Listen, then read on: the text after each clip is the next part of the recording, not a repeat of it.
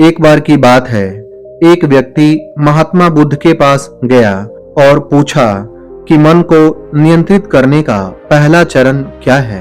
महात्मा बुद्ध ने कहा, अपने मन को समझने का पहला चरण है इसके द्वारा दिए गए लालच की व्यर्थता को देखना और समझना।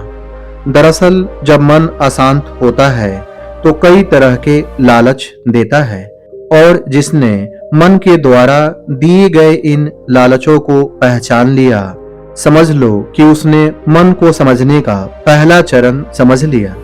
फिर वह व्यक्ति बुद्ध से पूछता है कि लेकिन हमें यह कैसे पता चलेगा कि हमारा मन हमें लालच दे रहा है और वह लालच व्यर्थ है।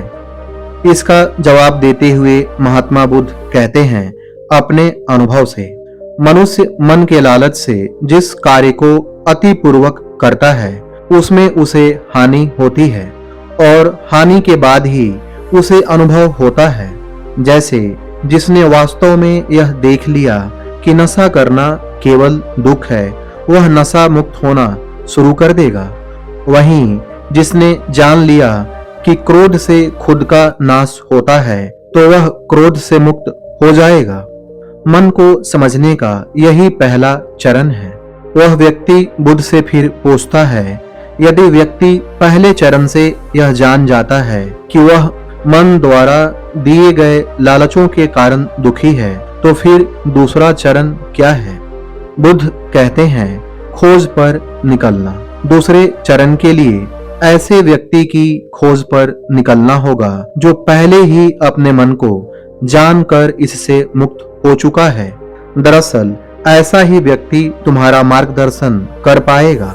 फिर वह व्यक्ति कहता है, लेकिन ऐसे व्यक्ति की पहचान कैसे होगी? बुद्ध कहते हैं, यही तीसरा चरण है।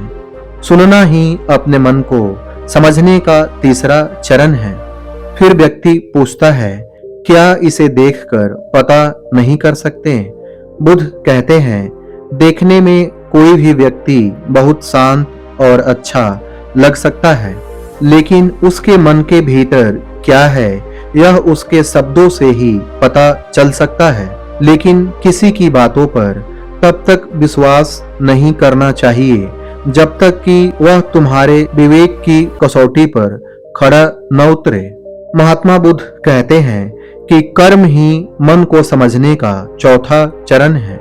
खुद को जानने के लिए सही दिशा में कर्म करना जरूरी है, लेकिन कर्म करते हुए व्यक्ति हर बार दो गलतियां करता है।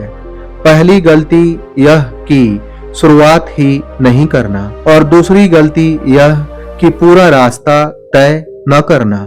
इन दोनों ही गलतियों के पीछे हमारा मन होता है।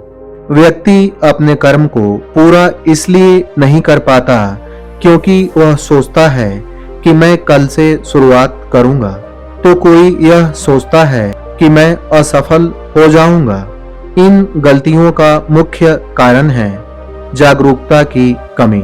इसके बिना मन व्यक्ति को सही दिशा में चलने ही नहीं देता। फिर महात्मा बुद्ध कहते हैं कि मन को जानने और समझने का पांचवा चरण है जागरूकता। इसीलिए हर कार्य को जागरूकता के साथ करें। बिना जागरूकता के साथ किया गया कार्य या फिर जिया गया क्षण मृत्यु के समान है।